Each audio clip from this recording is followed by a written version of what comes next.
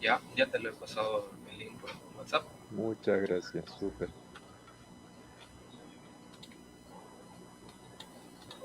Bueno, vamos a dar inicio con la presentación del libro. Bienvenidos a todos los que nos están siguiendo por Facebook y en nuestras redes sociales. En esta oportunidad vamos a presentar el libro de Aarón Mariscal, investigador asociado al Centro de Investigación Regional en Ciencias Políticas y Ciencias Sociales, con el libro titulado Apuntes sobre Política Católica. Aarón Mariscal es el licenciado en Ciencias de la Comunicación con un diplomado en Educación Superior y un diplomado en Doctrina Política Pontificia. Es docente universitario, creador de contenidos digitales con amplia experiencia en el sector creativo e investigador enfocado en la historia y doctrina política. Además, es productor y presentador del programa de televisión Semblanza.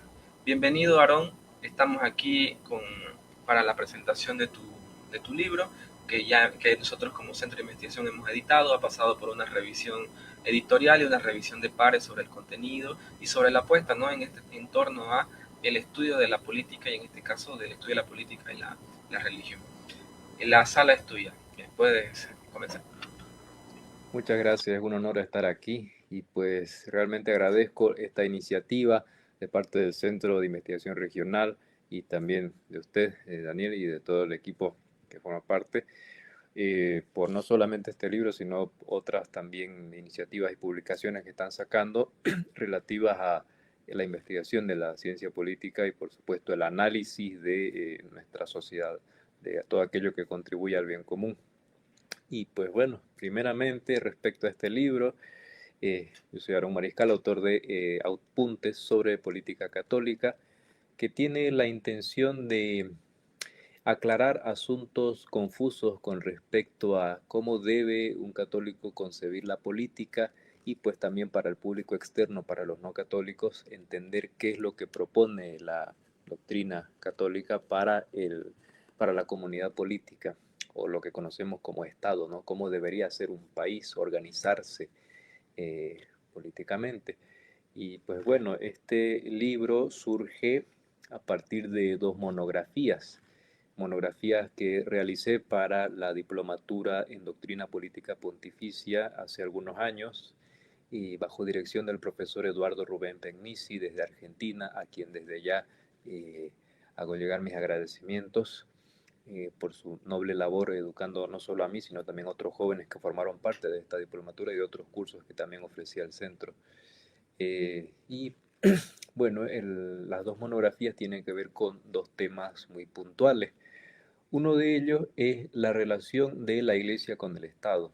Según la doctrina política de la Iglesia, ¿cuál debe ser la relación de la Iglesia con el Estado? Y otro tema es la relación del cristianismo con el liberalismo. ¿Qué, qué se puede decir acerca de eso? ¿Son compatibles o son incompatibles? Y pues entonces a partir de estas monografías que surge el contenido del libro, el cual desarrollaremos a continuación de manera más o menos breve o resumida. En primer lugar, el libro habla acerca de cuál debe ser la relación entre la Iglesia y el Estado, entendiendo que Iglesia y Estado son entidades con, mm, por así decirlo, competencias propias. Esa es la palabra, competencias propias. Cada uno se ocupa de sus propios asuntos. La Iglesia tiene sus asuntos de los que se encargan sus ministros eclesiásticos, gobernando a las almas, y el Estado también tiene sus propios asuntos civiles en los que gobierna también a las almas, pero en el sentido ya más material. Eh, y sin embargo, ambos también, al, al recaer su potestad sobre las mismas personas, y de alguna manera hay ocasiones en las que van a chocar esas competencias y en tales casos pues habrá que resolver el conflicto de manera armónica, buscando siempre el bien de las personas. Esa es la base de la doctrina política católica. ¿De dónde surge la confusión de esta proposición condenada por el Syllabus Errorum, que es el compendio de errores condenados por la Iglesia, que dice, es bueno que la Iglesia sea separada del Estado y el Estado de la Iglesia? Y la palabra clave es separado, separar, separación y distinción. Hay una diferencia entre ambas cosas. Distinción es distinguir que ambos son cosas distintas, que no se pueden mezclar ni se deben mezclar. y otra cosa es separar, que ambos deben estar peleados, en conflicto, eh, en constante incompatibilidad. No tienen por qué estar peleados. ¿Qué es lo que sucede cuando, bueno, por ejemplo, el clero intenta hacer de político? Los clérigos son diputados, son senadores, son presidentes. Ahí ocurre algo pues muy como que peligroso, porque el sacerdote tiene que ocuparse de sus propios asuntos, administrar los sacramentos, predicar y demás, no andar en otras cosas. Lo mismo con los diputados y senadores, no pueden andar de predicadores o de administrando falsos sacramentos, tienen sus propias competencias civiles que son honorables y son muy respetables, muy sanas para la sociedad. Eh, esa es la base de la cuestión. Lo que sucede es que ha habido una, por así plantearlo, una cuestión que se podría resumir en que la iglesia quiere teocracia, la iglesia quiere hierocracia, eh, la iglesia quiere una especie de, ¿cuál era esta palabra? Se me fue en estos momentos, pero para resumirlo, teocracia no, teocracia es el gobierno de Dios, según se concibe, pero Dios encarnado en una persona, en una especie de Mesías, el que no se le puede cuestionar. eh, y de alguna manera eso es más correspondiente al régimen iraní, por ejemplo, la teocracia islámica de Irán, o la teocracia del régimen protestante puritano de Oliver Cromwell en la Inglaterra del siglo XVII. Eh, Hierocracia, de manera similar, viene de hiero, que es como decir santo, el gobierno de los santos. Solo las personas que son puras y sin mancha pueden gobernar y los demás no pueden gobernar. Esa es una idea falsa, la iglesia no propone eso. La iglesia reconoce que cada persona es un ser humano imperfecto, tanto creyentes como no creyentes, consagrados o no consagrados, laicos o sacerdotes, y que, bueno, somos capaces de cometer errores. Entonces no tiene lógica la hierocracia. Entonces, teocracia, hierocracia y clericalismo, esta era la palabra que se me iba hace rato. El clericalismo, que es algo así como que el clero es totalmente incuestionable en todo. Dentro de la concepción católica se debe entender que el clero en cuestiones de doctrina debería ser lo más ortodoxo posible. Ortodoxia es recta doctrina, heterodoxia doctrina equivocada, doctrina herética, y eso en cuanto al tema religioso, digamos, dogmático. Pero en otros asuntos que no son de su competencia se puede equivocar también. Entonces, clericalismo es obedecer a los clérigos en todo lo que no compete. Si alguien, digamos, condena a algún partido político que no tiene cosas muy peligrosas para la fe imprudentemente, pues no hay obligación de obedecerle a ese párroco, a ese obispo, porque está condenado a algo imprudentemente, eh, por poner un ejemplo suelto. Y así, ese tipo de cosas es lo que trata de aclarar esta primera parte. Em, y pues bueno, se cita ahí varios documentos pontificios y autores católicos que han analizado esto, como Carlos Alberto Saqueri, el padre Julio Mainviele y demás otros que tratan de darnos luces al respecto. Como su nombre lo indica, vale la pena aclarar, este libro es solamente una serie de apuntes que no pretende agotar el tema. El tema da para mucho, da para muchísimo. Hay bastantes libros que se han escrito al respecto y que conviene consultar también para mayor desarrollo, así que quien quiera profundizar en este tema tal vez y no debería conformarse con este libro, pero este libro pretende ser una puerta, por así decirlo, una puerta de entrada para quienes deseen conocer qué es lo que propone la Iglesia para el bien común. Eso con respecto a la primera parte. Con respecto a la segunda, que se llama la incompatibilidad del liberalismo y el cristianismo, aquí se pretende hacer una aclaración respecto a qué es lo que piensa la Iglesia de esto. ¿Por qué sucede? Porque hay una confusión enorme incluso entre católicos, debido a que eh, a veces sin saberlo se sostienen doctrinas liberales, pero es cosa que no es muy coherente con ser un católico. ¿Por qué? Porque hay que definir estas cosas, ¿no? ¿Qué es liberalismo y qué es cristianismo? eh, o para mayor claridad, qué es lo que sostiene el cristianismo en su, valga la pena aclarar, el cristianismo católico apostólico romano, en su concepción de la política y el liberalismo también. Para el cristianismo el hombre está ligado a Dios, la ley natural está ligada a la ley divina. Entonces hay una noción de trascendencia que se trata de armonizar. La ley natural es la participación humana en la ley divina y entonces las leyes civiles de alguna manera deben acomodarse a esa metafísica, a esa concepción de la realidad en el fondo de las cosas. Y para el liberalismo, en cambio, el hombre es un ser desligado de toda noción de trascendencia. No hay un ser superior y si lo hay, si hay un ser superior, puedo acomodarlo a mi propio gusto, a mis preferencias, a mis apetitos, de manera que puedo cambiar doctrinas, puedo cambiar dogmas, a troche y moche, como se dice vulgarmente. Mm, Y entonces, pues la consecuencia es que el hombre es libre en el sentido de negativo, libertad negativa, libre de toda atadura, toda conexión con algo superior a él. Eh, de alguna manera esto se acerca al antropocentrismo, bueno, es antropocentrismo, el ser humano centro de todo. Y por otro lado, en el cristianismo hay un teocentrismo, Dios es el centro de todo y pues el ser humano trata de acomodarse a esa realidad.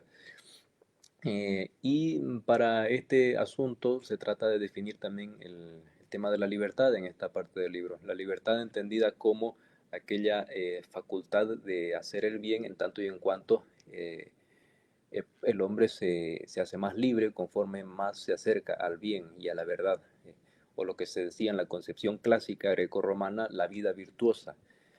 Políticamente se debe configurar una sociedad de manera que el ciudadano pueda ser feliz, que las personas puedan ser felices y se es feliz siendo virtuoso. Esta sabiduría grecorromana contra la leyenda negra anticristiana que se suele difundir mucho, no ha sido suprimida por la iglesia, ha sido de alguna manera cribada, filtrada, recogida, pulida, desarrollada, inclusive en la mal llamada Edad Media por los monjes copistas que copiaban libros muy sabios, muy útiles, y esto pues dio como resultado toda una rica doctrina que saca lo mejor del mundo pagano y pues al mundo cristiano lo trata de ayudar para que eso se ayudar con los hallazgos del mundo cristiano para que esa sabiduría se eleve, es decir, sobrenaturaliza lo natural, por plantearlo en términos sencillos. La doctrina cristiana sobrenaturaliza esas buenas facultades naturales que tuvieron muchos pensadores paganos para el bien del ser humano. Y pues también se trata de, en esta parte del libro, hablar acerca de los dogmas de la ideología liberal. Libertad de cultos, libertad de expresión y de imprenta, libertad de enseñanza, libertad de conciencia. Eh, es un tema que da para mucho y tal vez sería un poco pretencioso resumirlo aquí, pero por ponerlo en términos simples, esto se resume en la idea de que no puede haber un culto, digamos, un culto que sea igual de verdadero que todos, o todos son falsos o todos son verdaderos, pero es una contradicción igual. Es como en las monedas, hay monedas falsas y monedas verdaderas. Solo la moneda verdadera te permite verdaderamente comprar algo, mientras que la falsa, pues con esa estás de alguna manera engañando a la persona a la que le compras algo. Y de la misma manera, pues una religión salva y las demás religiones no. Esa es la concepción católica. Eh, entonces el ser humano pues debe dar el culto al Dios verdadero y al darle culto al Dios verdadero pues se hace partícipe de esa vida virtuosa, de esa vida feliz al cumplir con todos sus mandatos de la ley natural en conformidad con la ley divina. Eh, y bueno, con respecto a este tema de libertad de expresión, pues se debe decir que como nos lo dicta el sentido común, pero a veces no hacemos caso, pues no todo merece ser dicho. A veces se dice cosas como que sí, debemos fortalecer la democracia para que todos tengan voz, darle voz a los sin voz, pero a ver, pongámonos a pensar un momentito. Hay que darle voz a los violadores, hay que darle voz a los narcotraficantes, a los pedófilos. Es problemática esa visión del asunto porque al final esa excesiva libertad para todo y para todos termina generando un caos. Estas mismas personas, políticos, intelectuales y demás, que proclaman una libertad irrestricta, son los primeros en ahogar a sus disidentes. Lo ha demostrado la historia, lo demuestra muchísimo. No voy a andar aquí en ejemplos prácticos, pero cualquiera que repase o estudie la historia se dará cuenta de que el liberalismo se impuso por la fuerza. Eso lo demuestran los hechos. Basta, por ejemplo, la Revolución Francesa de los jacobinos, la guillotina, la persecución a los cristeros en México eh, y demás a lo largo de la historia, asuntos que han habido. Fusilamiento de sacerdotes y monjas, de campesinos, por imponer la democracia como único fundamento de gobierno, que no es lo mismo que como forma de gobierno. Una cosa es la democracia como forma de gobierno legítima, bueno, sano, no es malo, y otra cosa es la democracia como único fundamento, como religión, como que si no crees en la libertad y democracia en el sentido liberal, entonces sos malo, estás condenado, mereces la cárcel. Y si no mereces la cárcel, mereces censura, mereces muerte civil, que no se te escuche, eh, o como diría la doctrina de Karl Popper, ser intolerante con los intolerantes, de alguna manera. Esas son las cuestiones que se trata de ver en esta parte del libro. Entonces, eh, valga como acotación también, eso sí, que en la actualidad hay una crisis en la iglesia y que a eso se debe la confusión en la que caen incluso los católicos y por eso hay tanta digamos, disputa o trifulca en este asunto, porque hay sacerdotes que enseñan cosas un poco que parecen contradecir de esta doctrina política clásica de la Iglesia, cuando dicen cosas como eh, sí hay que contribuir a la democracia para todo y para todos, libertad de cultos, libertad religiosa, eh, pero sin saberlo tal vez están claudicando ante ideologías condenadas por la Iglesia, el liberalismo o a veces el socialismo, el comunismo, el feminismo, el ecologismo y demás, cosas que están, bueno, que contradicen a la misma razón, ni siquiera a la fe. Esta es una acusación que a veces se hace, ¿no? Que estás en contra de esto por principios religiosos. No son principios religiosos. La misma razón, el sentido común, te dice que eso está equivocado, te dice que eso está mal, que es contradictorio, que no tiene sentido. Pero lo que pasa es que muchas veces por matar al mensajero, como se dice, o por ver el origen de la persona que dice eso, decimos, ah, no, este es un religioso, por lo tanto está totalmente influido por sus prejuicios religiosos. Por lo tanto, no puedo escucharlo, no, su opinión no vale y ya me quedo tranquilo. Eh, y muchas veces las personas que dicen cuestionar dogmas están influidas por dogmas sin darse cuenta. Por ejemplo, el dogma incuestionable de que todos los dogmas son cuestionables. Si alguien le cuestiona ese dogma incuestionable, esa persona dice, ah, no, no, no, estás mal.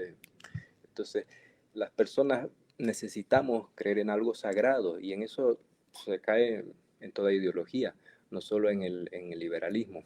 Las personas influidas por una ideología tienden a creer en una serie de principios incuestionables a manera de religión y por eso pienso yo que eh, en conformidad con lo que han dictado algunos otros autores católicos igual, lo han descubierto, lo han analizado, lo han publicado, etcétera, la ideología es una parodia de religión, es una parodia de religión. El hombre necesita creer en algo sagrado, en algo que no se le cuestione, y entonces crean sus propios dogmas y tal vez sin darse cuenta, pues caen en contradicciones y buscan que no se les cuestione, y se alteran, se escandalizan si alguien les cuestiona eso sagrado en lo que tanto creen.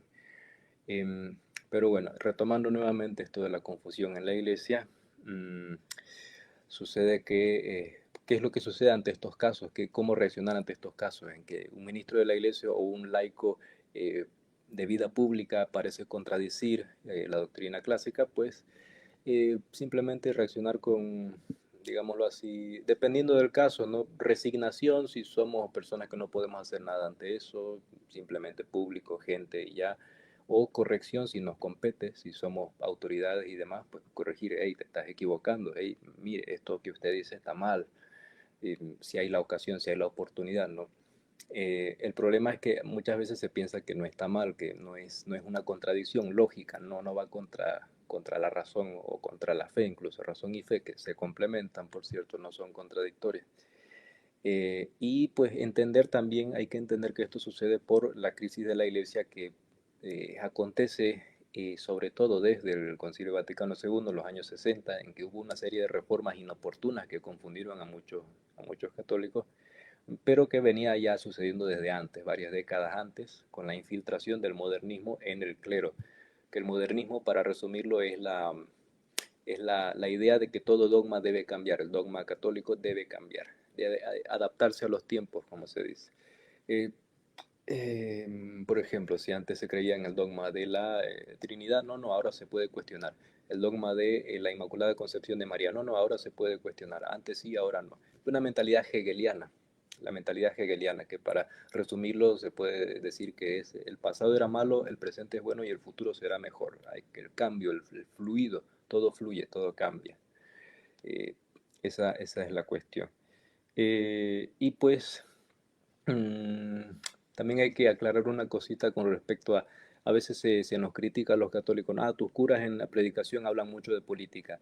Y sí y no. Por un lado, sí está mal que en un rito, en la liturgia, ¿no? De la misa, se hable solamente de política, pero política entendida como la práctica, el asunto práctico, lo prudente.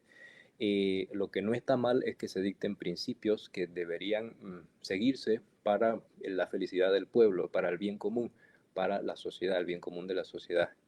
La Iglesia sí puede dar una serie de principios recomendados por la misma razón, o sea, la fe confirmando a la razón, principios a los que podría llegar, conclusiones a las que podría llegar cualquier persona con el uso de razón sin ni siquiera ser católica, pero ya la práctica es opinable de alguna manera. La Iglesia no da recetas para resolver situaciones de cada país. Esto deben hacerlo así tal cual en todos los países, esto así tal cual, este esquema rígido, no, la Iglesia no da eso. La Iglesia da una serie de principios y de los principios podemos ver cómo aplicar esos principios a las diferentes realidades de nuestros países, de qué manera se pueden adaptar a las circunstancias de tiempo, de geografía, de forma de ser de la gente. Ese tipo de cositas se pueden ver. Y por eso es que de alguna manera digo que esa crítica tiene o no tiene su sentido. En lo práctico no hay que dogmatizar, pero en los principios pues sí hay una serie de principios que conviene seguir para el bien común, para el bien común. Entonces, este libro lo que trata de hacer eso, lo que trata de hacer es eso, es establecer una serie de cosas para aclarar este asunto en lo que hay en malentendido. Me parece que conviene concluir diciendo que me gustaría profundizar un poco más a futuro porque, como digo, es un tema del que eh, que da mucho por hablar y que se han escrito varios libros al respecto, pero aspira a hacer eso, un pequeño intento, un humilde intento de plantear una serie de principios eh, para aclarar el panorama, por ponerlo en términos sencillos. Y pues bueno, muchas gracias nuevamente al Centro de Investigación Regional, Daniel, y pues todos ustedes que están viendo en este momento esta transmisión. Quedo atento a sus preguntas si es que las hay.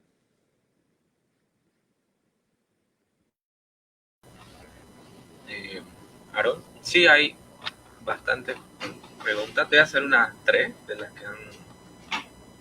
La primera pregunta de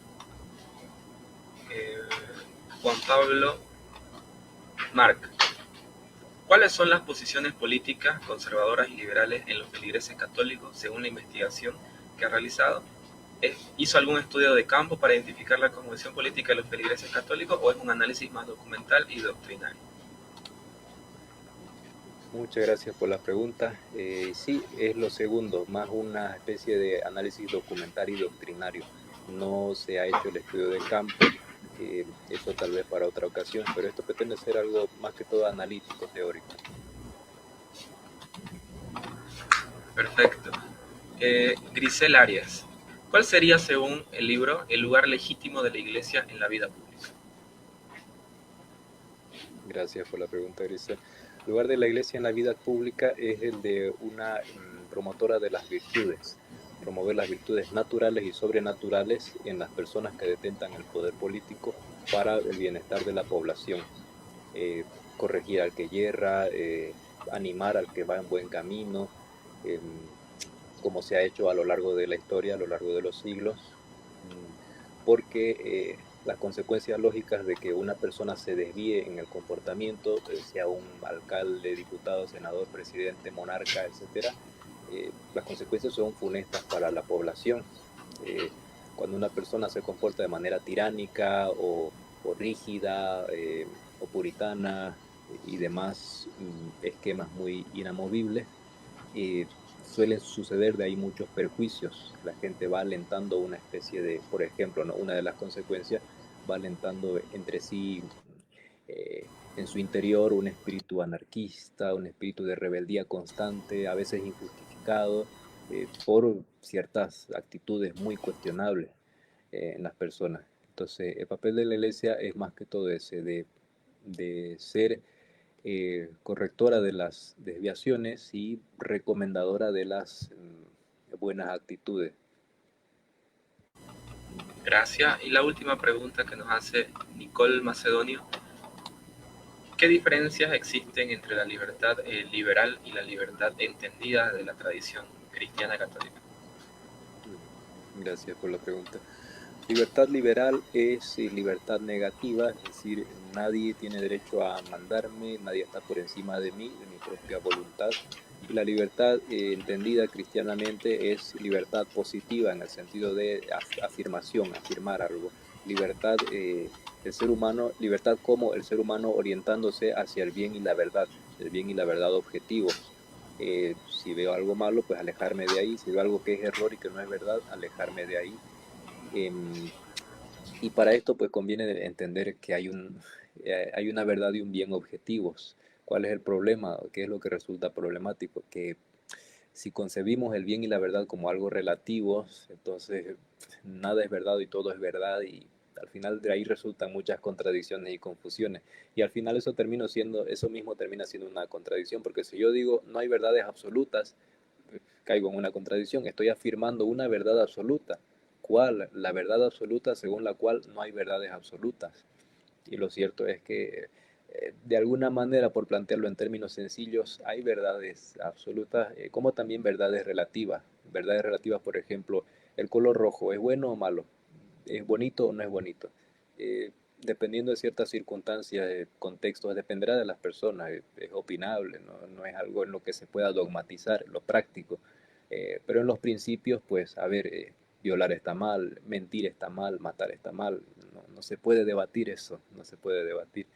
Ese es el asunto. Entonces, libertad entendida cristianamente es libertad para hacer el bien y decir la verdad. Porque en tanto y en cuanto hacemos el mal repetidas veces, por ejemplo el vicio, acción repetida mala, somos esclavos del mal, no somos libres, somos esclavos. Pero la libertad liberal entiende que hay libertad como, es decir, licitud, hay permiso para hacer tanto el bien como el mal y hay que dar rienda suelta a esas libertades. Buenísimo. Muchas gracias, Aarón. Ha sido una presentación bastante detallada, extensa. Que este libro sea un primero de muchas investigaciones que podemos tener y colaboraciones que podemos tener con tu persona, y que también sea el inicio, ¿no?, de una carrera más académica con nosotros, ¿no? Te agradecemos, Aarón, de parte del Centro de Investigación, de parte de la directora María Angélica Suárez, y de parte de todo el equipo que ha trabajado contigo para la publicación de este libro. Muchas gracias a ustedes, Magíster, que Dios los bendiga mucho y sigan adelante con todo lo bueno que se propongan en su proyecto. Gracias, Aaron. El libro, por si acaso, estará para su descarga en la página del Centro de Investigación, en el catálogo de libros que tenemos, de forma digital, que también podrán descargarlos el día de mañana. Y en términos físicos, el libro puede ser adquirido contactándonos al Centro de Investigación y a Aaron también. Muchas gracias, Aaron. Eso sería. Gracias. Muchas gracias. Hasta luego, que estén muy Hasta bien. luego.